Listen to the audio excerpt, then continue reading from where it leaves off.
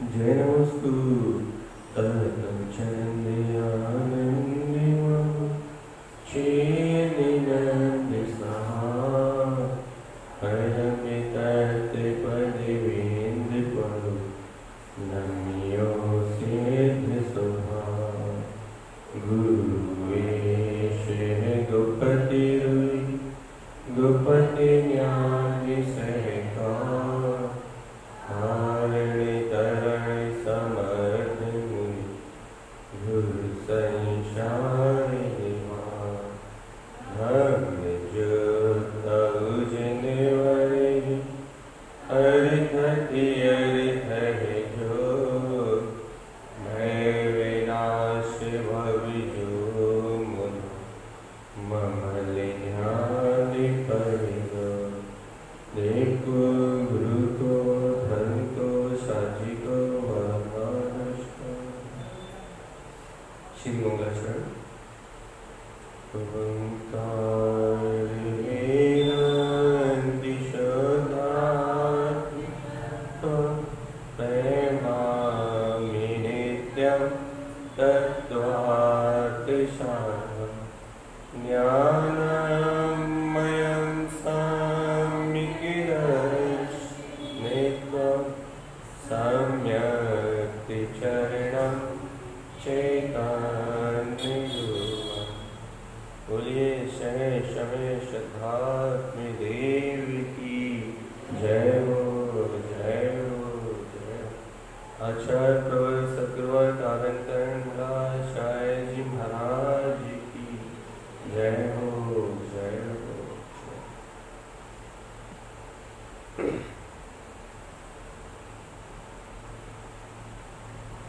अपना विषय चल रहा है आत्मबोध। इस संसार में घटने वाली समस्त मिथ्या अवस्थाओं से परे, इस संसार में घटने वाली समस्त प्रपंच रूप वृत्ति से परे अपने चैतन्य में ध्रुव प्रकाली परमात्मा शक्ति का बोध। इस संसार में जितनी भी घटनाएं घट रही हैं, इसे अध्यात्म में माया कहा जाता है। आचार्य भगवंत इसे माया कहते हैं कि संसार एक माया है, और जो इस माया से मुक्त हो जाता है वो आत्मज्ञानी, वो आत्मबोध को प्राप्त कर लेता है। और जो इस माया में फंसा रहता है, जो इस माया में उलझा रहता है, वो चतुर्गति संसार में यात्रा करता है। दो ही बातें हैं बस। एक, ये जीव या तो माया में लिप्त है तो घोर संसारी, या माया से मुक्त हो गया है तो फिर क्या मुक्त है। दो ही बातें हैं, या तो जीव गहरे अंधकार में डूबा हुआ है, इस माया के जाल में फंसा है, और या आत्मबोध प्राप्त करके इस माया के बीच में रहते हुए भी इस माया से मुक्त है। दो ही घटनाएं घट सकती हैं। तो अपना यहाँ विषय चल रहा है कि इस माया से छूटना है, इस माया से मुक्त होना है। क्या किया जाए भैया? इस माया से मुक्त होने के लिए आप माया में कोई सा भी परिणमन करोगे, कुछ भी सहकारी नहीं। माया मतलब मन, बुद्धि, यदि आप इनमें कोई भी परिणमन करोगे ना, तो कोई भी कार्यकारी नहीं, कुछ भी पलटने वाला नहीं। क्यों नहीं पलटने वाला भैया? क्योंकि ये तो ऊपरी उपाय होगा, सिर्फ ऊपरी उपाय। फिर यदि माया को पलटना है, माया से मुक्त होना है, तो अपने चित्त वृत्ति को बदलना पड़ेगा। ये चित्त क्या होता है बताओ? चित्त किसे कहते हैं?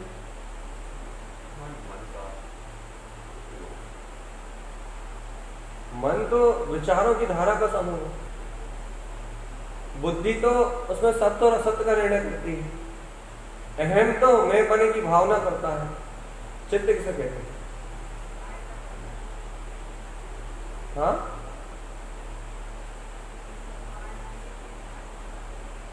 आवाज मेरे कान तक क्यों नहीं आ रही?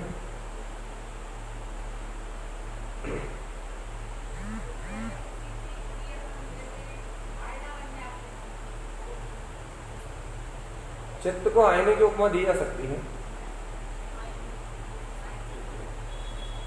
जिसमें अनादिकाल के संस्कार की वृत्तियां भरी हुई हैं उसका नाम चित्त। अनादिकाल से आप चतुर्गति संसार में परिभ्रमण कर रहे हो, ये मन के कारण नहीं कर रहे, बुद्धि के कारण नहीं कर रहे। आपके चित्त की जो प्रवृत्ति है, आपके चित्त की जो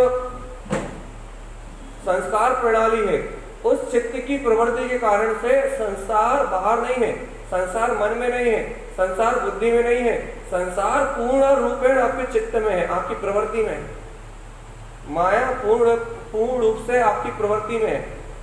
और यदि चित्त पर से पलट के इस स्वभाव में पलट जाए, यदि इस चित्त में शांति छा जाए, ये चित्त यदि शांत हो जाए तो अपने आप ही स्वानुभूति हो जाएगी। लेकिन चित्त शांत क्यों नहीं होता? ये चित्त पलटता क्यों नहीं है अपनी ओर? भैया इसलिए नहीं पलटता क्योंकि इस चित्त की प्रवृत्ति ही अनंत काल के संस्कार, अनंत काल की मान्यताएं, इस चित्त की जो प्रवृत्ति है वो ही पर रूप परिणमित होने की। अपन मन को वासनाओं का केंद्र कहते हैं, एक मन वासनाओं का केंद्र नहीं, मन तो विचारों का समूह।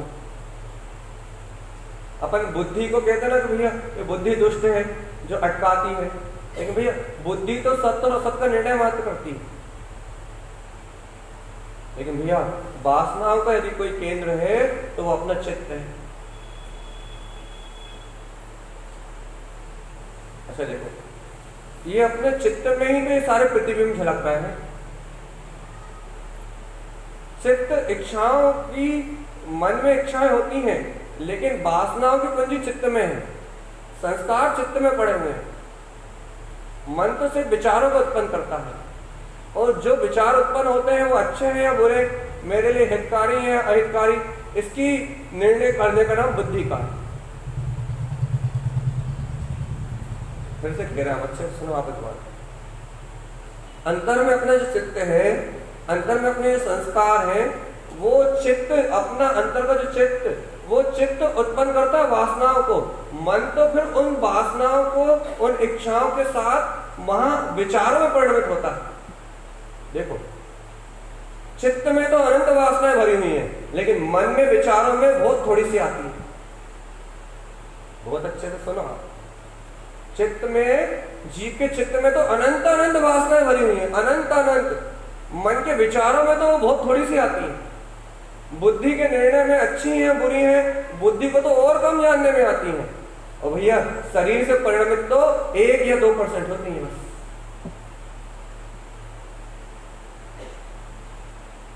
हमने क्या कहा, समझ में आया आपको? पहले बताओ,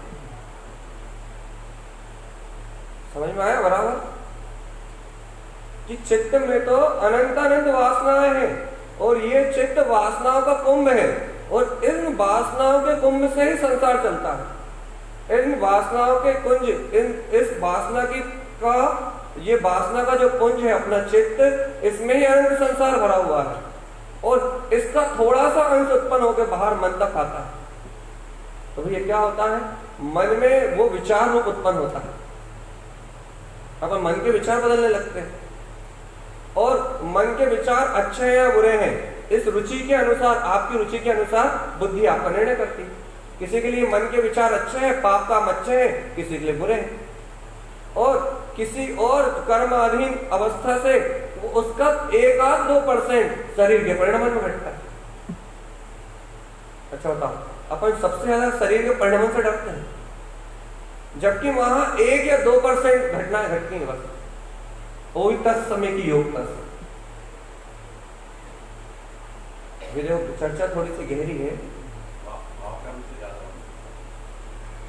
भाव कर्म बहुत स्थूल हो जाएंगे। अभी आप देखो, भाव कर्म बहुत स्थूल हो जाएंगे। अभी देखो आप जाए, आप थोड़ी सी सावधानी से बैठो तो आपको बहुत गहरा विषय दे रहा है। यदि सावधानी से बैठो तो शरीर से जो क्रियाएं होती हैं वो तो 1 या 2% होती हैं, और हर जीव शरीर की सुरक्षा करना चाहता है, शरीर के परिणाम को सुरक्षित करना चाहता है। जबकि शरीर से जो कर्म का उदय आ रहा है वो तो 1 या 2% की मात्रा में ही है बस भैया, उससे कम बुद्धि में है। हर जीव बुद्धि से परेशान है कि भैया बुद्धि में बहुत विकल्प है, बुद्धि में बहुत निर्णय है, बुद्धि में बहुत सारी स्थितियां घट रही हैं, बुद्धि में बहुत सारे विकल्प हैं, जबकि बुद्धि का काम सिर्फ निर्णय करने का है। वहां पे भी बहुत कम घटनाएं घटती हैं भैया। उससे भी और नीचे जाओगे तो मन है विचारों का समूह, जहां अनंत का डेरा है। मन में अनेक प्रकार के विचार उत्पन्न होते हैं, मन में अनेक प्रकार की इच्छाएं उत्पन्न होती हैं, मन में अनेक प्रकार की कामनाएं उत्पन्न होती हैं, मन में आशा, तृष्णा, लोभ, स्वार्थ, काम, अहंकार, क्रोध, इनके नाना प्रकार के परिणाम उत्पन्न होते हैं। और इन परिणामों का अनुसरण करती है बुद्धि, और उस बुद्धि का अनुसरण करता है शरीर। शरीर हो गया पूर्ण स्थूल, बुद्धि हो गई उससे थोड़ी कम स्थूल, मन हो गया उससे थोड़ा कम स्थूल। लेकिन भैया इस मन के भी अंतर में जो चित्त है वो है अनंत अनंत संसार, वो है वासनाओं का केंद्र। वहां अनंत वासनाएं भरी हुई, अपनी चित्त वृत्ति में, अपने संस्कार में, अनादिकालीन प्रवृत्ति में वहां वासनाओं केंद्र है। और वहां से वासनाएं उमड़ती हैं, वहां से वासनाएं निकलती हैं, मन तक पहुंचती हैं, विचारों तक पहुंचती हैं, बुद्धि के निर्णय तक पहुंचती हैं, और उनमें से कुछ शरीर तक पहुंचती है। शरीर का सबसे आखिरी स्टॉप, सबसे लास्ट केंद्र बिंदु है, लेकिन उससे नीचे है बुद्धि, और बुद्धि से और नीचे है मन, और मन के नीचे है चित्त, और चित्त है संसार का मूल। आपको पता है संसार कहां बसता है? घर में नहीं बसता, क्रोध में नहीं बसता, हाँ, संसार न क्रोध में है, न लोभ में है, न स्वार्थ में है, न अहम में तो है, क्योंकि वो चित्त अहंकार करता अपनी प्रवृत्ति का। न मन में है, न बुद्धि में है, न चित्त में है वो संसार, न आपके किसी भी प्रकार के पर्याय शरीर के संयोग में नहीं है, न पुत्र में है, न परिवार में है, कहीं भी नहीं वो संसार। और यहां तक कि मन में, बुद्धि में भी नहीं है वो संसार, शरीर के परिणाम में भी वो संसार नहीं है। और अपन या तो मन को बदलने में लगे, या विचारों को बदलने में लगे हैं, या बुद्धि को बदलने में लगे हैं, या फिर अपने बुद्धि के निर्णय को बदलने में लगे हैं, या फिर अपन शरीर की क्रियाओं को बदलने में लगे। कोई भी चित्त तक जाता ही नहीं।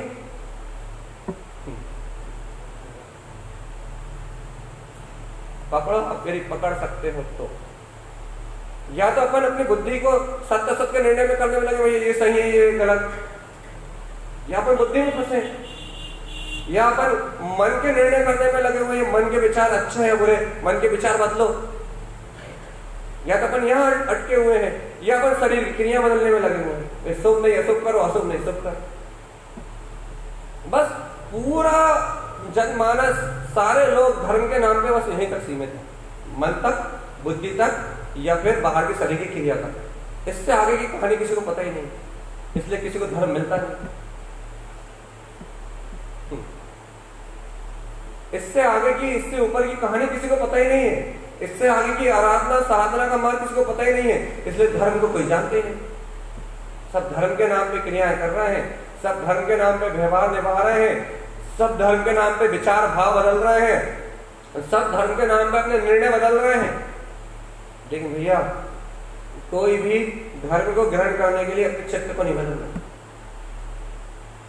किसी का भी चित्त पलट नहीं रहा, किसी की भी चित्त वृत्ति, अंतर चित्त वृत्ति अपने अंतर आत्मा के सहकार के लिए पलट नहीं रही। पहली बात तो जीव की पहुंच ही नहीं चित्त तक, चित्त के नाम से तो भय लगता है, चित्त तो भय का भूत है। पता है कैसे? आंख बंद करो आप, मन के विचार जो चित्त की वासनाओं से उत्पन्न होते हैं, आप चित्त तक जाने का प्रयास करो, वो मन के विचार, वो बुद्धि के भूत तुम्हें खा जाएंगे। आंख बंद करोगे तो चित्त में पूरा संसार झूलता हुआ दिखाई देगा, चिदानंद झूलता हुआ नहीं दिखेगा। जैसे ही आप आंख बंद करोगे, जैसे ही आप अंतर चित्त की ओर पलटना चाहोगे, जैसे आप अपने चित्त को शांत करने के लिए जाओगे, तो वह शांत नहीं, वो अशांत मन तक तो पहुंचोगे। अशांत मन तो तुम्हें दिखाई देगा, अशांत उत्पन्न होने वाला, अशांति फैलाने वाला ये मन तो तुम्हारी पकड़ में आएगा, लेकिन फिर भी तुम चित्त को नहीं पकड़ पाओगे। तुम चित्त को पकड़ने जाओगे ना तो तुम्हें मन के भाव और मन के विचार ही पकड़ में आएंगे बस। बल्कि जो सूक्ष्म है, जो संस्कार की खान है, वो पकड़ में नहीं आए। आप विचार को बदल दो, वासनाएं खत्म नहीं होंगी। भैया हमें पाप के भाव चल रहे हैं, अज्ञान के भाव चल रहे हैं, मन में इच्छाएं कामनाएं उत्पन्न हो रही हैं, आप मन के पूरे विचारों को बदल दो, वासनाएं जहां की तहां रहेंगी। आप अंतर के ये बुद्धि के निर्णय को बदल दो, ये कहते कि भाई मैं आत्मा परमात्मा हूं और ये संसार मेरा नहीं है, तो भी वासनाएं खत्म नहीं है। आप शरीर से क्रियाओं को बदल दो, आप घर छोड़ के जंगल में रहने लगो, तो भी आपकी वासनाएं खत्म नहीं होगी। क्यों? जड़ तो चित्त है। जड़ है, आप ऊपर की टहने, पट्टे, फल सब काट दो आप।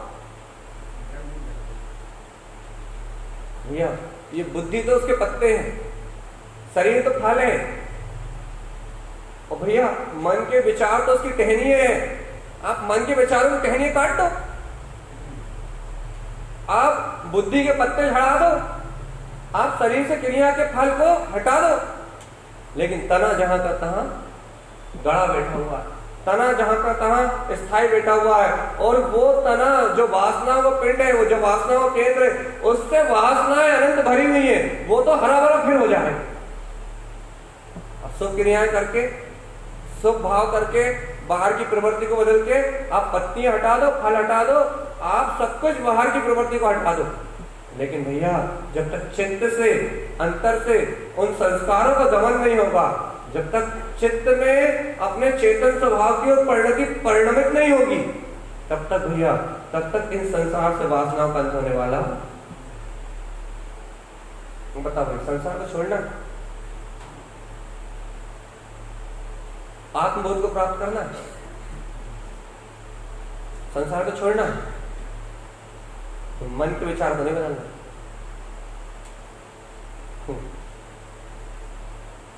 संसार को छोड़ना है आपको, बुद्धि से निर्णय नहीं करना पड़ेगा। ये संसार छोड़ना है आपको, संसार से मुक्त होना चाहते हो, तो भाई शरीर की क्रियाओं को नहीं बदलना पड़ेगा। फिर आपका चित्त पलटे, अपनी अनंत चेतन में शक्ति की ओर अपना चित्त पलटे। जिस चित्त में आज ये अहम की भावना है कि मैं करता हूं, मैं भोगता हूं, उस चित्त में अपने चेतन स्वभाव का सहकार उत्पन्न हो, तो मुक्ति का मार्ग बन सकता है।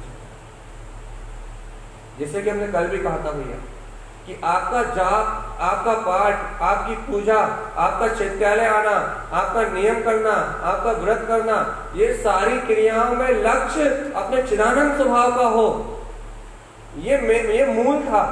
इन सारी क्रियाओं से आत्म कल्याण मूल था, लेकिन आज जीव के पास आत्म कल्याण नहीं, मात्र क्रियाएं रह गई। लक्ष्य खत्म, क्रिया मात्र रह गई।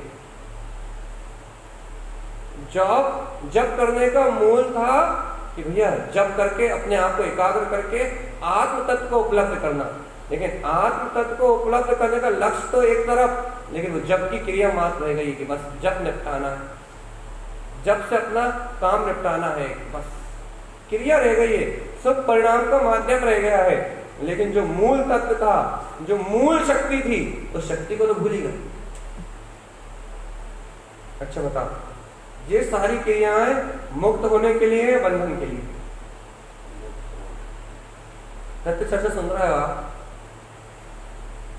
मंत्र जप कर रहे हो आप, चैत्यालय में आ रहे हो आप, या फिर अपने आत्मा का चिंतन कर रहे हो, धर्म से जुड़ रहे हो, तो ये सारी धर्म आत्मा को आत्मज्ञान मुक्त कराने के लिए या बंद कराने के लिए?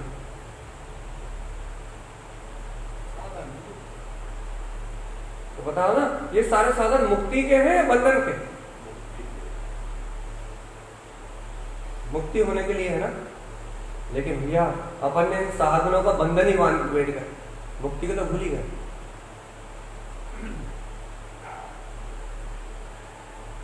अच्छा आप बताओ कि आपकी क्रियाएं आपका बंधन है, आपकी मुक्ति? आप ये बताओ, क्रियाएं करने की मनाही नहीं, परिणमन होने की मनाही नहीं है। सब परिणमन और अशुभ परिणमन दोनों में किसी का भी निषेध नहीं कर रहे हैं। हम तो ये कह रहे हैं कि चैत्यालय में आना, चैत्यालय दर्शन करना, जिनेंद्र भगवान की वाणी को सुनना, ये आपकी मुक्ति के लिए है या आपके बंधन के लिए? काय के लिए? अब आप बताओ, आप मुक्त हो रहे हैं या बंध रहे हैं? बता मंत्र जब करते हैं तो बंधन लगता है, मुक्ति लगती है?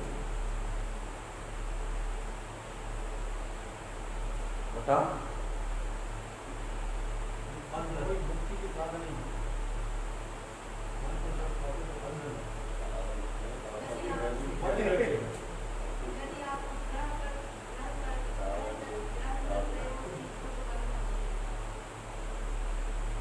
आप खुद बताओ, आप अपने अनुभव से बताओ।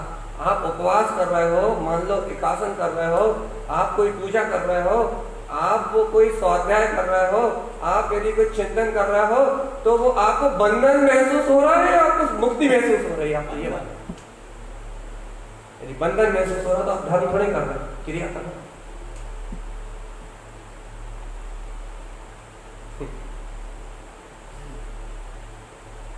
यदि आपको बंधन महसूस हो रहा है कि हम बंध रहे हैं, जबरदस्ती ढकेल के आपसे करवाया जा रहा है, जबरदस्ती धक्का देके करवाया जा रहा है, कोई रुचि नहीं है, कोई रुचि का परिणाम नहीं है, जबरदस्ती किया जा रहा है, भैया टाइम हो गया, 12 बज गया इसलिए समय करना, संयम नहीं है।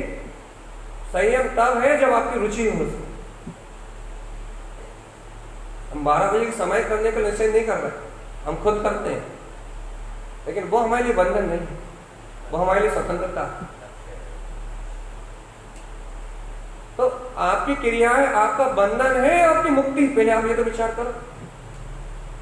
यदि आपकी क्रियाएं आपके लिए बंधन है तो आप धर्म की ओर नहीं जा रहे हैं, आप धर्म से कहीं दूर जा रहे हैं। और यदि आपकी क्रियाएं, आपकी भावनाएं, आपकी अंतरात्मा की भावनाएं यदि आपके लिए मुक्ति है, आपकी वासनाएं घट रही हैं, आपकी इच्छाएं घट रही हैं, आपकी कामनाएं घट रही हैं, अरे यदि आपकी अनुकूलता घट रही है तो मुक्ति है। मतलब जॉब कर रहे हो, मंत्र जप करने बैठ गए, कोड़ कोड़ कोड़ कोड़ कोड़ कोड़ कोड़ कोड़ कोड़ कोड़ कोड़ कोड़, एक समय के परिणाम शांत नहीं है।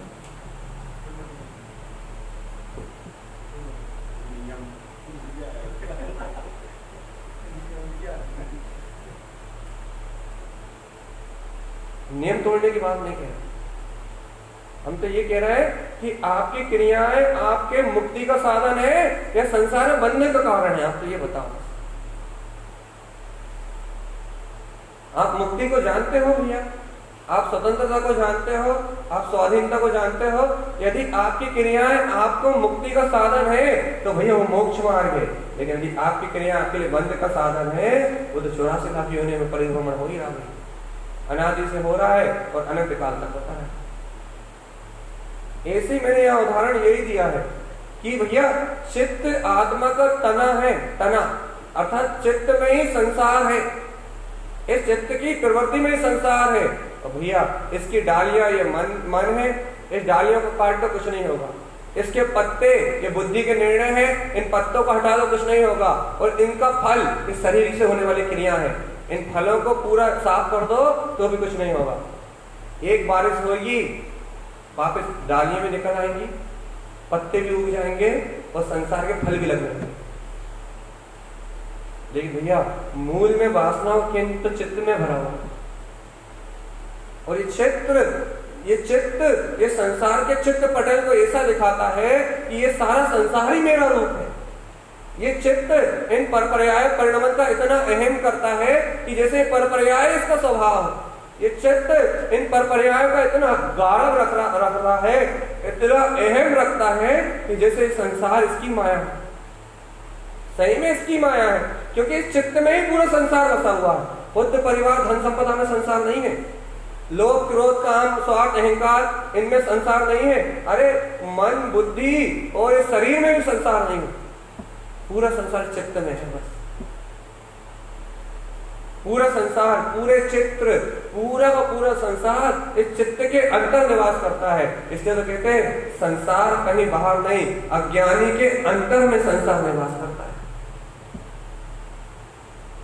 और ज्ञानी के अंतर में संसार निवास नहीं करता। ज्ञानी के अंतर में संसार निवास नहीं करता, उसके चित्त में उसका चित्त उसके चेतन स्वभाव में रूपांतरित हो गया है, उसके अंतर में चिदानंद का निवास होता है। इसलिए ज्ञानी संसार से मुक्त है और अज्ञानी कहीं भी रहे उसके चित्त में संसार निवास करता है, इसलिए अज्ञानी संसार में लिप्त है। इसको एक परिभाषा से बोलता है, ज्ञानी को मन के भाव कितने ऊपर नीचे हो, मन के विचार कितने ऊपर नीचे हो, उसका बुद्धि का निर्णय कितने आगे पीछे हो, उसकी शरीर की क्रियाएं भले ऊल और जुलूल हो, कर्म आदमी नहीं होगी, लेकिन उसके चित्त में उसके अहम में मैं करता भोगता हूं ऐसी भावना ना होने से, उसके चित्त में संसार ना होने से वो इन सारी क्रियाओं करता हुआ मुक्त है। क्यों? क्योंकि उसने जड़ को फाड़ दिया, अपने जड़ को अलग कर दिया।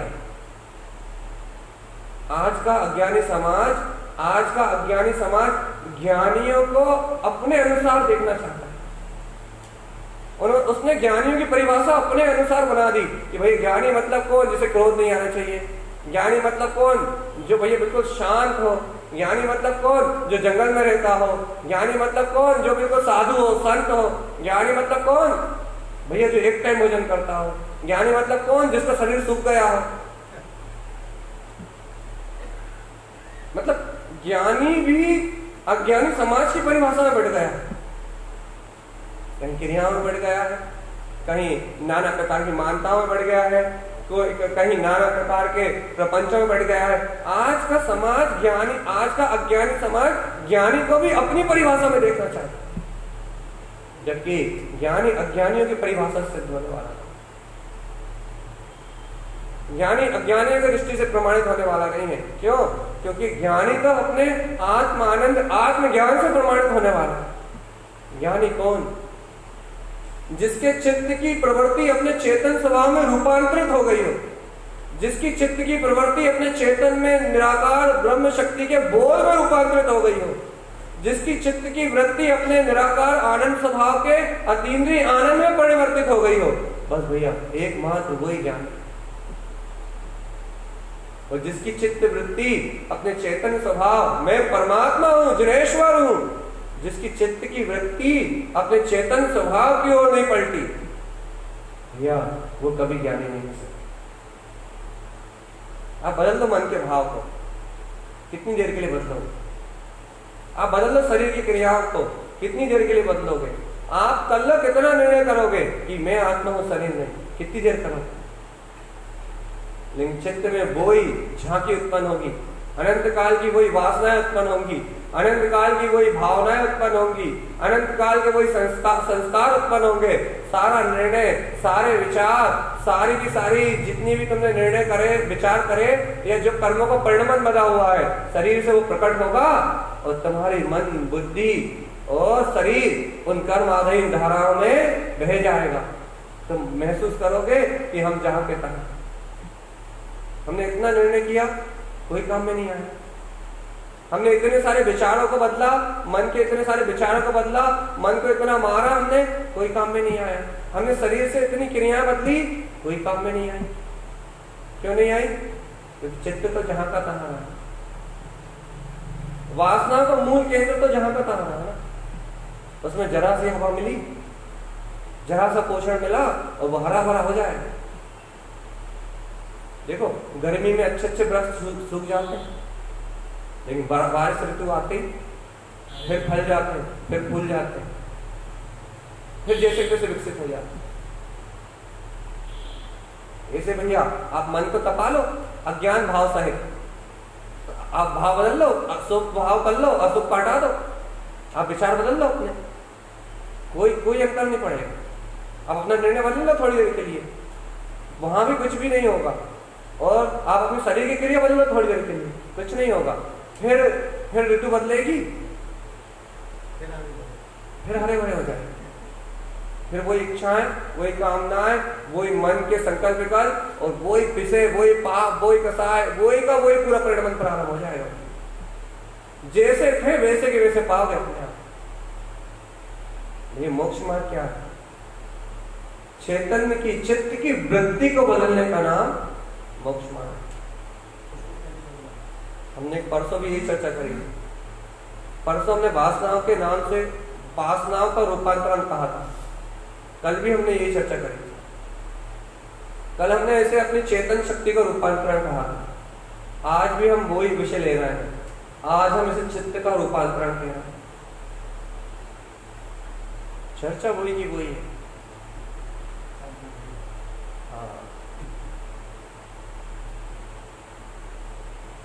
बात वही की वही कह रहे हैं हम।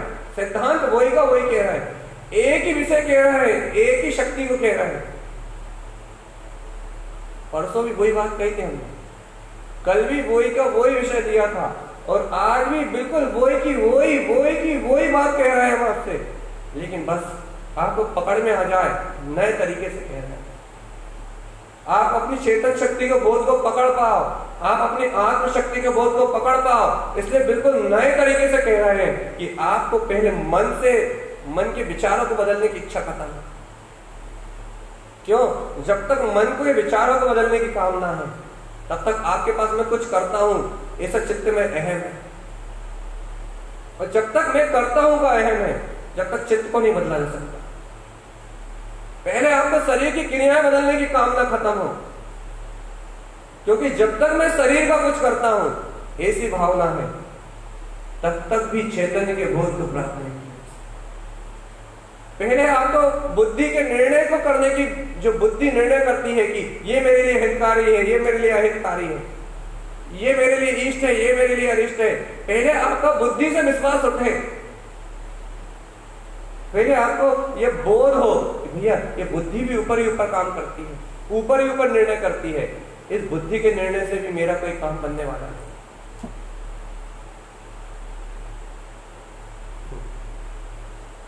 इस बुद्धि के निर्णय से भी मेरा कोई काम बनने वाला है। ये तो थोड़ी देर के लिए कह देती है। अच्छा क्या कह देती है भैया? क्या कह देती है ये भाई? थोड़ी देर के लिए कह देती है भैया पाप के काम करना बुरा है, पुण्य के काम करना अच्छा है। थोड़ी देर के लिए निर्णय कर देती है, लेकिन फिर वही भाव, फिर वही पाप के काम होने लगते। थोड़ी देर के लिए निर्णय कर देती है कि मन में भैया मन में अशुभ विचार लाना बुरे हैं, भाई मन में थोड़ी देर के लिए भाई क्रोध करना बुरा है, लेकिन वही क्रोध का परिणाम फिर जिंदा हो जाता। बुद्धि थोड़ी देर के लिए निर्णय कर देती है भैया लोभ का परिणाम बुरा है, लेकिन फिर देखो फिर वही लोभ की वृत्ति उत्पन्न हो जाती। तो ले देखे आत्मा तो वही उसी छोर पे जाता। ले देके घूम फिर के जब पूरा अपन प्रक्रिया देखते हैं तो ये अच्छा है, ये बुरा है, ये अच्छा है, ये बुरा है, ये हटाना है, ये बदलना है, ये क्रिया अच्छी, ये क्रिया बुरी है। सब कुछ करने के बाद एन टेन जब प्रकरण आखिरी में आके देखा जाता है तो देखा जाता है कि जहां का तहां अपने आप को पाता है, जैसा का तैसा अपने आप को पाता है। कुछ बदला ही नहीं। क्यों नहीं बदला भैया? मन को बदलने के अहम में, बुद्धि को बदलने के अहम में, ये क्या बोलते हैं शरीर की क्रियाओं को बदलने के अहम में, इस कर्ता बने के अहम में मैं करता हूं, मुझसे कुछ इस संसार का परिणमन हो रहा है, मुझ में इस संसार की घटनाएं घट रही हैं, या मैं इस संसार की प्रवृत्ति को मन वचन काय की प्रवृत्ति को चला रहा हूं। इस अहम में ये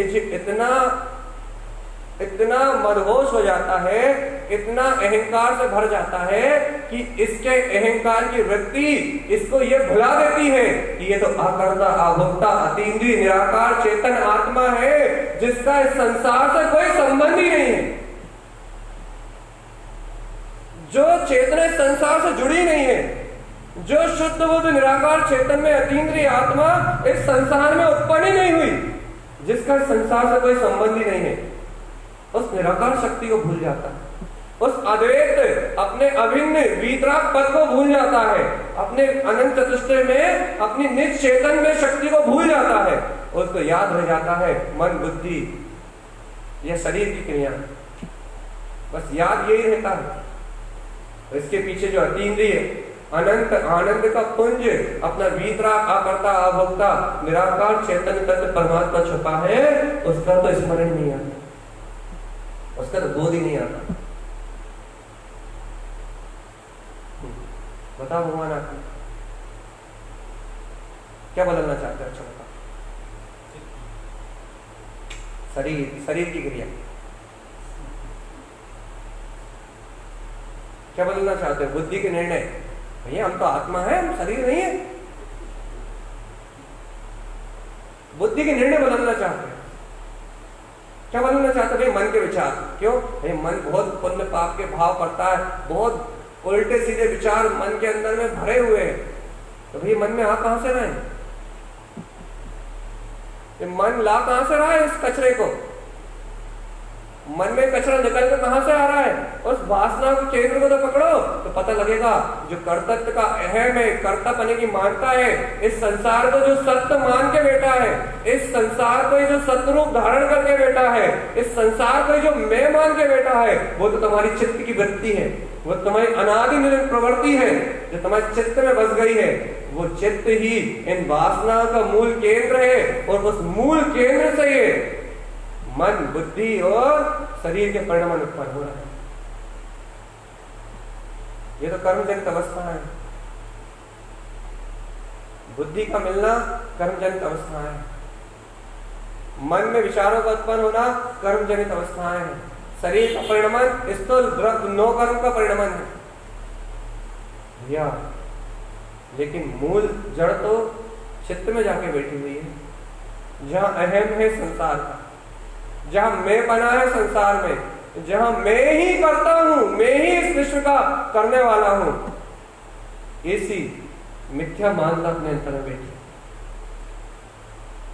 वो है मूल। कोई वहां तक जाने नहीं चाहता,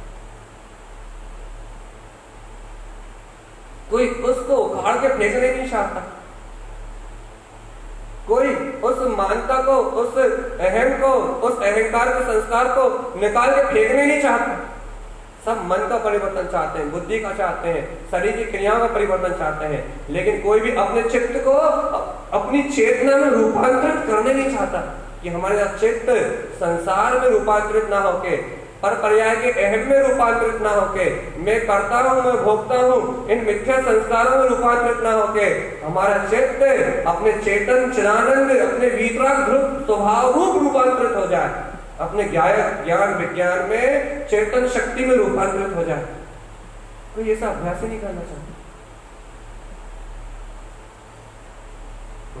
यदि भैया मुक्ति चाहिए है तो आप जड़ को उखाड़ो, पत्ते वृक्ष उखड़ जाए साथ में तो कोई बात नहीं। यदि आप पहले पत्ते उखाड़ो, डाली तोड़ो और क्या बोलते हैं नाना प्रकार से फल को हटाओ, कोई बात नहीं। यदि आपने ये सब पहले कर लिया तो कोई बात नहीं, लेकिन भैया जड़ को उखाड़ने की तैयारी भी तो करो। यदि आपने फल पहले तोड़ दिए, पत्ते पहले हटा दिए, आपने डगाल पहले तोड़ दी तो कोई बात नहीं, लेकिन जड़ की ओर भी तो जाओ, क्योंकि वासना केंद्र तो जड़ में। यदि आपने बाहर से सदाचार को ग्रहण कर लिया, यदि आपने बाहर से सदाचार में जीवन को ग्रहण कर लिया और सदाचार में जीवन ही मेरा जीवन यदि ऐसा मान लिया, भैया आपने सिर्फ फल अलग करें, वासना यहां की तहां। क्योंकि यदि सदाचार में जीवन आपका है मतलब संसार आपका है। भैया क्या अनाचार में जीवन ले, पापों में जीवन ले? अरे भगवान, न सदाचार में जीवन है, न अनाचार दुराचार में जीवन है। जीवन तो निराकार में है, निरंजन में है, चेतन में है। वहां तक क्यों नहीं जा रहा है? सदाचार तो एक पुण्य की भूमिका है, दुराचार तो एक पाप की भूमिका है। पुण्य और पाप की भूमिका दोनों कर्मोदय से चलती हैं। लेकिन भैया निराकार तो तुम्हारा ब्रह्म स्वभाव है, तुम्हारा शाश्वत ध्रुवपद है, तुम्हारी अजर अमर अविनाशी शाश्वत चेतना है। तुम्हें उस निराकार का बोध क्यों नहीं आ रहा? सदाचार तो जीवन है संसार का, लेकिन निराकार तो ब्रह्म है, अनादि अनंत जीवन है, तुम्हारी आत्मा का जैवंत सत्ता है। ये तुम सदाचार का मैं करता हूं, सदाचार ही मेरा जीवन है, ऐसी मानता रखते हो, मिथ्यात्व के अलावा क्या पूछते हो? मिथ्यात्व के अलावा किसकी पूजा करते हो? सदाचार छोड़ दे तो महामिथ्यात्व। क्यों?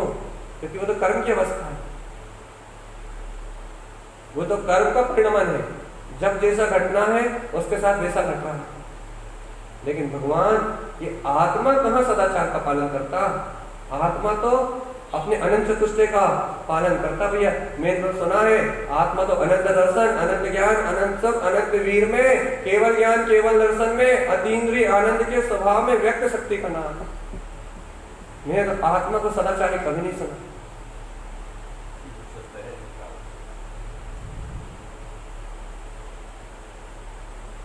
तुम्हें पकड़ छोड़नी पड़ेगी। ऐसा नहीं कहते कि पाप अकेले की पकड़ छोड़नी पड़ेगी, पुण्य की पकड़ भी छोड़नी पड़ेगी। मन, बुद्धि और शरीर की क्रिया, यदि इनमें कहीं भी आपका मैंपना है, कहीं भी आपका मैंपना, कहीं भी आपका मैंपना है, यदि इन संस्कारों में आप कहीं भी मैंपने को मान रहे हो, कहीं भी मैंपने का अनुभव कर रहे हो, चेतन आत्मा, आप बहुत सावधानी से लेना इस बात को। यदि आप कहीं भी मैंपने का अनुभव कर रहे हो तो आप वासनाओं के केंद्र को संभाल रहे हो, वासनाओं के केंद्र से मुक्त नहीं हो रहे। आप संसार का पोषण कर रहे हो, आप संसार से छूट। अच्छा ये बताओ, ये जो हम विषय ले रहे हैं ये किसकी पकड़ में आ रहा है? पहले वही हाथ ऊपर करो। यशाली दीदी, अलवा दीदी, 2 3 वकील साहब 4 5 6 7, बाकी लोगों पकड़ में भी नहीं आ रहा।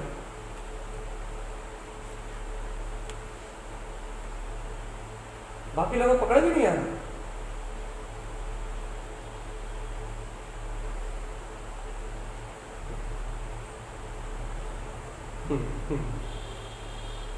ये फिर सुन क्या रहा है यहाँ बैठ के?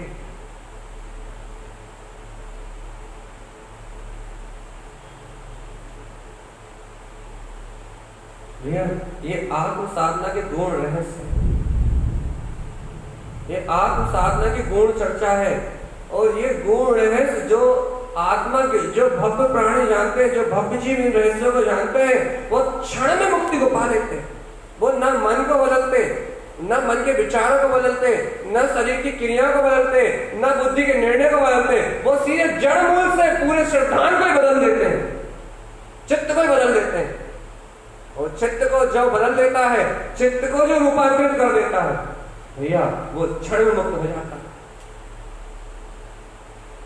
वो नहीं बदलते पर्याय, वो नहीं बदलते परिणाम को, वो नहीं बदलते बुद्धि की नाना प्रकार की वृत्ति को, तो क्षण में मुक्त हो जाता है। ये है ज्ञानियों की कला। इसलिए कहते हैं ज्ञानी को आप अज्ञानी समाज की परिभाषा में मत देखो कि ज्ञानी कैसा होता भैया, मौन रहता, किसी से बोलता नहीं। ज्ञानी कैसा होता भैया, भोजन नहीं करता, भूखा मरता है। ज्ञानी कैसा होता है, जंगल में रहता है। इस प्रकार से ज्ञानी की परिभाषा मत बना भैया। अरे इस प्रकार की ज्ञानी की परिभाषा बना दोगे, इस प्रकार से यदि ज्ञानी की परिभाषा बना दोगे तो भैया कोई जीव संसार से मुक्त नहीं हो पाएगा। और यदि भैया इस प्रकार से ज्ञानी की परिभाषा बन जाएगी तो वो नंगे भिखारी जो रोड पे घूम रहा है वो सब ज्ञानी हो जाएंगे। उनके पास तो न खाने को है न पीने को है, वो सारे ज्ञानी हो जाएंगे। और बेचारे जो यथार्थ ज्ञानी है उनका क्या हो? इसलिए भैया ज्ञानी की परिभाषा को अपने मन के अनुसार मत डालो, ज्ञानी की परिभाषा को अपनी बुद्धि के अनुसार मत डालो। भैया ज्ञानी की परिभाषा मात्र इतनी है जिसकी अंतर शक्ति का रूपांतरण अपनी चेतन में शक्ति की ओर हो गया हो, जिसे ये बोध आता हो कि वो परमात्मा हो, वो ज्ञानी। जिसे ये अहम हो कि मैं 3 लोक का नाथ हूं, मैं जिनेंद्र हूं, मैं वीतराग स्वभाव वाला हूं, जिसके चित्त में अपने चेतन का चमत्कार उत्पन्न होता हो, वो ज्ञानी। भैया जिसके अंतर में चेतन की वृत्ति उत्पन्न नहीं होती, जिसके हृदय में चैतन्य का चमत्कार नहीं घटता, जिसके हृदय में स्वानुभूति अपने ध्रुव स्वभाव में मैंपना नहीं घटता, वो सब अज्ञानी समाज है। जिसके चित्त में अपने चेतन में ध्रुव प्रकाशवान शक्ति का शोर जगता है, बस वो ज्ञानी। और जिसके चित्त में ये घटता है मैं कर रहा हूं, मैं धर रहा हूँ, मैं बना रहा हूँ, मैं मिटा रहा हूँ, मैं रख रहा हूँ। जिसके चित्त में चिंताएं घटती हैं वो अज्ञानी, जिसके चित्त में सल घटती है वो अज्ञानी। जो अपने आप को करता भोगता, मैं करने वाला, मैं सदाचार पालने वाला, मैं अनाचार पालने वाला, मैं पाप करने वाला, मैं पुण्य करने वाला, जिसके चित्त में घटनाएं घटती हैं वो अज्ञानी। तो भैया जिसके चित्त में चैतन्य चमत्कार घटता है कि अरे मैं तो आकर्ता भोगता, वो घर में रहते हुए भी ज्ञान। क्या चाहते हैं? आत्मज्ञान, मुक्ति जंगल में जाके मिलेगी। क्या चाहते हो? आत्मबोध, सत्य का बोध जंगल में जाके मिलेगा ना। देखो पानी गिरने लगा, देखो 10 मिनट में मेरा टाइम पूरा होने वाला था, पानी में कहते कोई दिक्कत नहीं, अब आधे घंटे और चल सकते हैं।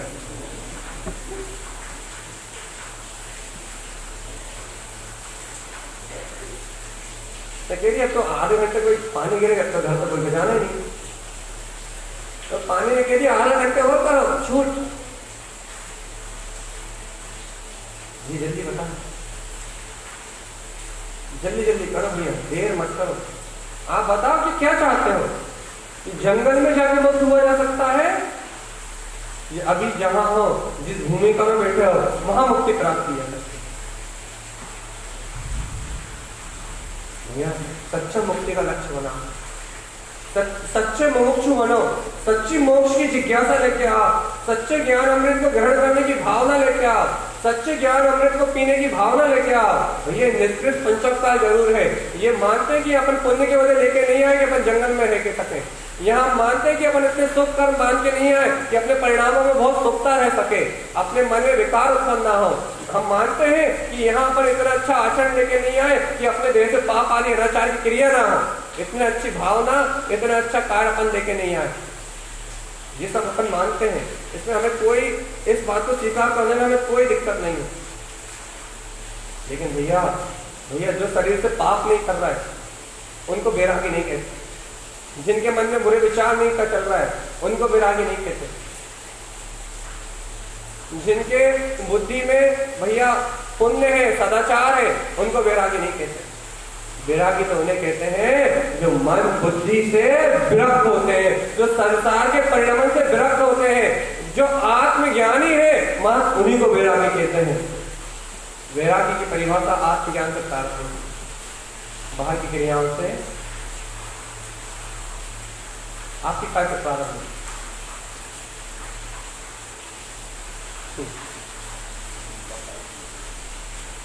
सच्चाई है। बड़े बड़े अपने आप को स्वाध्यायी मानने वाले, अपने आप को बड़ा बड़ा ज्ञानी मानने वाले, अपने आप को अनुभूति संपन्न मानने वाले भी मात्र क्रियाओं को बदलने में लगे, मात्र मन के विचारों को बदलने में लगे हैं, मात्र अपनी बुद्धि के निर्णय को बदलने में लगे हैं। लेकिन किसी को पता ही नहीं है कि यहाँ कुछ होता ही नहीं है, यहाँ तो कर्मों का डंडा चलता है, यहाँ तो कर्म खेल खेलते हैं, यहाँ तो द्रव्य कर्म, भाव कर्म, न कर्म का खेल चलता है। जहाँ कर्मों का खेल चलता है वहां चेतना का कुछ भी नहीं। जहाँ कर्म घटते हैं, जहाँ कर्म की प्रवृत्ति घटती है, जहाँ कर्म की घटनाएं घटती हैं, वहां आत्मा का कुछ भी नहीं है। आत्मा तो चिदानंद में है भगवान।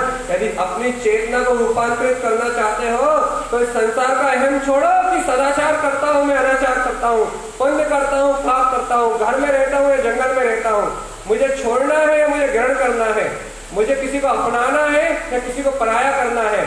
जब तक राग और द्वेष है, जब तक तुम राग और द्वेष के करता हो, जब तक राग और द्वेष के करने वाला तुम अपने आप को मान रहे हो, तुम और असुख का कर्ता अपने आप को मान रहे हो, तब तक हे आत्मन तुम आत्मबोध को उपलब्ध नहीं कर सकते। यदि आत्मबोध को उपलब्ध करना चाहते हो, कर्तव्य का अहंकार छोड़ दो, जहां बैठे हो वहीं चिदानंद चिदानंद चिदानंद चिदानंद और चिदानंद। क्षेत्र चिदानंद की खान है, लेकिन अहंकार करके, अहम करके, कर्तव्य भोक्तव्य का अहम करके, शुभ और अशुभ का अहम करके अपन ने उसे कचरा कूड़ा की खान बना दिया। संसार का पूरा कार्यभार, पूरी वासनाएं इस चित्र में निवास कर रहे हैं। और एक बात याद रखना, आत्मा जब तक ये चित्र में वासनाएं हैं, जब तक यहाँ पर्याय का पर का अहम है, तब तक मुक्ति 3 काल में संभव है। तुम साधु हो जाओ, अनंतवार हो गए। मैं नियम से लिख के दे रहा हूँ, मन के विचार बदल लो, शरीर का परिणाम बदल लो, पुण्य के उदय से यदि बदला जाए तो वो भी पुण्य का उदय आ जाए तो तुम साधु हो जाओ, मन में तो विचार ले आओ और यहाँ तक कि बुद्धि में निर्णय कर लो जितना निर्णय करना है कि हम पाप नहीं करेंगे। बाहर से बुद्धिपूर्वक 5 पापों का त्याग कर दो, 5 पापों का त्याग करके पूर्ण द्रव्यलिंग रूप महाव्रतों को धारण कर लो, जाओ। गारंटी दे रहा है, लिख के स्टाम्प पेपर पे, एक भी वासना का अंत नहीं होगा। वापस आओ संसार में लौट, और अनंत अनंत बार ये जीव ऐसा ही लौट के आया, एक बार नहीं, अनंत अनंत बार। मन बदल लिया, बुद्धि बदल ली और शरीर का परिणाम भी बदल लिया, लेकिन वासनाएं खत्म, कर्तव्य का अहम नहीं छूटा, भोक्तत्व की मानता नहीं छूटी। संसार चित्त में निवास करता रहा, रहता रहा जंगल में और चित्त में बसा रहा संसार। क्या हुआ? मर के एक इंद्री पर्याय गया, देव एक इंद्री भया, मर के एक इंद्री पर्याय गया। जहाड़ पहाड़ नदी स्थावरताय गति में जाकर जन्म लेके अनंत दुखों को भोगा जीव। क्यों? क्योंकि इसने अपनी वासना का अंत नहीं किया। वासना का अंत कैसे होता है? जब ये चेतना ये जो चेतना है, इसमें पर्याय का अहम पर को देखने की वृत्ति छूटती है और दृष्टि का परिवर्तन होता है। दृष्टि अपने चिदानंद स्वभाव की ओर जाती है। दृष्टि जब अंतरोन्मुख होती है तब ये चेतना स्वभाव रूप परिणमित होती है, स्वभाव रूप रूपांतरित होती है। और जब ये चेतना स्वभाव रूप रूपांतरित होती है तब इन वासनाओं का अंत होता है। आज अपनी दृष्टि संसार में हो गई है, चित्त के कारण से संसार ही अपना रूप भाषित हो रहा है, संसार की प्रवृत्ति अपना रूप भाषित हो रही है। और जब तक ये संसार की प्रवृत्ति अपना रूप भाषित हो रही है, जब तक ये संसार पर दृष्टि टिकी हुई है, तब तक एक भी इच्छा का दमन होने वाला नहीं। मन वचन काय को देखने की जो आदत है, यह कुछ भी नहीं बदलने वाला। पर्याय दृष्टि है तब तक तुम्हारा कोई भी हित नहीं होने वाला। दृष्टि रूपांतरित होगी आपकी स्वभाव की ओर, तब चित्त से वासनाओं का अंत होगा। एक बात और सुन लो, यदि आपकी दृष्टि पलट जाए और मन में अनंत विकारों का परिणमन होता रहा, कोई फर्क नहीं पड़ता। आपकी दृष्टि पलट जाए, शरीर में कोई सी भी घटना घटती रहे, पाप या पुण्य की, कोई फर्क नहीं पड़ता। आपकी दृष्टि पलट जाए और आपकी बुद्धि कुछ भी निर्णय करती रहे, सर्व शंका है, कुशंका है, नाना प्रकार के तर्क कुछ भी कहती रहे, लेकिन आपकी दृष्टि आपका स्वभाव के रुझान की ओर पलट जाए, आपकी बुद्धि नाना प्रकार के तर्क करती रहे, कोई फर्क नहीं पड़ता। कुछ भी निर्णय करती रहे, कोई फर्क नहीं पड़ता। वो सब बाहर की वस्तु है। जड़ उखड़ गई तो इन तीनों से कोई फर्क, इन तीनों से कोई अंतर। बताओ भगवान आत्मा कि वास्तव में मुक्त होने के लिए मुक्ति के लिए चाहते हो? मुक्त होने के लिए मुक्ति के लिए उपाय करते हो या बंधन के लिए? ये मन तो बंधन का कारण, बुद्धि तो बंधन का कारण, शरीर से होने वाली क्रियाएं तो बंधन का कारण है, ये संसार तो बंधन का कारण है। मुक्ति का कारण तो एक अपना त्रिलोकीनाथ परमात्मा है, चिदानंद घन स्वभाव। मुक्ति का कारण तो अपना चैतन्य चमत्कार है, अपनी चिदानंद स्वभाव की वृत्ति मुक्ति का कारण है। या कभी इसको तो अपने अंतर हृदय में देखा करो। कर्ता भोक्ता के अहम को छोड़ के, मैं करता हूँ, मैं भोगता हूँ, इस अहंकार को छोड़ के, मैं कर रहा हूँ, मैं करने वाला हूँ, मैं डरने वाला हूँ, इस झूठे मान को छोड़ के, इस झूठे मान अपमान के भाव को छोड़ के, एक बार तो अंतर हृदय से, अंतर आत्मा की अनंत गहराई से स्वीकार तो करो कि मात में त्रिलोकीनाथ हूँ, अचिंत्य चिंतामणि, शुद्ध चेतना मात हूँ, शुद्ध चेतना शुद्ध चेतना के अलावा और कुछ भी। एक बार स्वीकार करके देखो भगवान, मैं मात्र शुद्ध चेतना मात्र हूं, मात्र शुद्ध चेतना मात्र हूं, मात्र शुद्ध चेतना मात्र हूं, शुद्ध चिदानंद पिंड के अलावा मैं कुछ भी नहीं हूं। चित्त में जैसे ये धारणा अंतर में धारण होगी, वैसे ही वासनाओं का जो केंद्र है वो खत्म हो जाएगा। मन में इच्छा चलती रहे, कोई फर्क नहीं पड़ेगा। बुद्धि संसार का निर्णय करती रहे, बुद्धि संसार के बीच में देखे, कोई फर्क नहीं पड़ेगा। शरीर से दुकान चलती रहे, भोजन चलता रहे, इंद्रियों के संयोग रूप प्रवृत्ति चलती रहे, कोई फर्क नहीं पड़ेगा। भैया इतना कह के आज की चर्चा को विराम देना चाहते हैं। पानी मंदा हो रहा, इतना कह के आज की चर्चा को विराम देना चाहते हैं। चेतनात्मा 3 दिन से सिर्फ एक ही विषय ले रहे हैं हम, चेतनता का रूपांतरण, अर्थात चेतना ही मैं हूं, ऐसी शक्ति का बोध। और जो मृत संसार है, चाहे वो शरीर की घटनाएं हो, चाहे बुद्धि की घटनाएं हो, चाहे मन की घटनाएं हो, इसका कर्ता मैं। ये घटनाएं मुझ में नहीं घटती, पुण्य पाप की क्रियाएं मुझ में नहीं घटती, न सदाचार का पालन में करता, न अनाचार का पालन में करता पने का कोई अहम मेरे अंतर में। एक बार अपनी चेतनता को, अपनी अंतरात्मा को अपना समर्पण तो करो कि ऐसी मेरी अखंड अनादिनाथ मेरी ध्रुव चेतना को मेरा अंतर हृदय से बारंबार नमस्कार है, नमस्कार है, नमस्कार है। अरे इन सारे विश्व के बीच में रहता हुआ भी मैं इस विश्व से भिन्न निराकार चेतन शक्ति परमात्मा। एक बार ऐसी अंतर शक्ति को नमस्कार तो करो कि ऐसी अंतर निराकार ध्रुव शक्ति मेरे हृदय कंठ में विराजमान है, और मैं ऐसी अपनी अनंत ध्रुव चेतना को हृदय से बारंबार नमस्कार करता हूँ। अहो मेरी ऐसी ध्रुव ज्ञान विज्ञान में ध्रुव चेतन शक्ति उत्पन्न जयवंत हो, हे मेरी अंतरात्म चेतन शक्ति उत्पन्न जयवंत।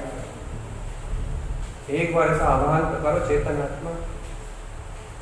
जहाँ अंतरात्मा का आह्वान होगा, जहाँ आकर्ता आभोक्ता अपने सिद्ध स्वभाव को बंधन होगा, जहाँ अपनी अंतर आत्मा की परिणति अपने ध्रुव ज्ञायक स्वभाव को नमस्कार करेगी, वहाँ चेतन चमत्कार की घटना घटेगी, चित्त का रूपांतरण हो जाएगा, स्वभाव का स्वाभिमान प्रकट होगा, और स्वभाव का स्वाभिमान प्रकट होते ही इस संसार में मैं करता हूं ऐसे अहम की धारणा मिट जाएगी, और अहंकार मिटते ही तो मुक्त हो जाएगा।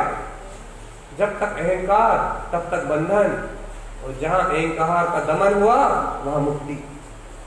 अहंकार मिटते ही तो मुक्त हो जाएगा, तो सिद्ध हो जाएगा, तो अंतर आत्मा के बोध को प्राप्त हो जाएगा, फिर तुझे संसार का बंधन कभी नहीं रहेगा। चेतन आत्मा फिर तो संसार से कभी नहीं बंधेगा।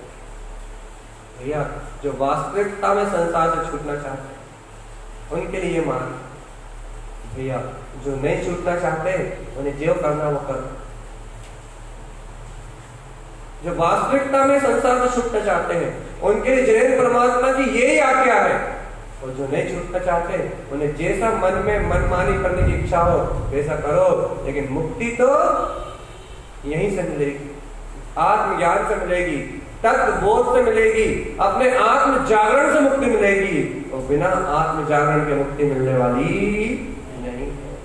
भैया यही जिनेन परमात्मा का उद्देश्य है कि मिथ्यात्व के मूल को उखाड़ के फेंक दो और अंतर हृदय में सम्यक की ज्योति को जला लो।